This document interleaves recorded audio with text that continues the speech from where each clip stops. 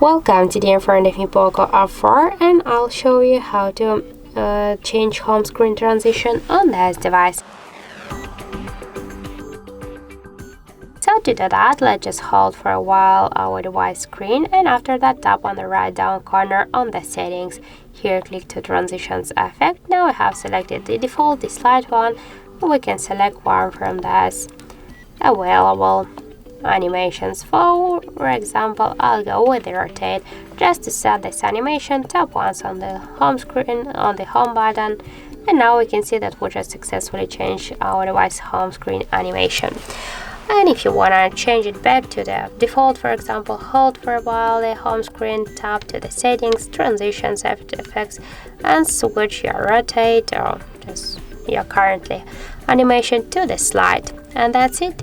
So thank you for watching, and if you find this video helpful, don't forget to leave a like, comment, and to subscribe our channel.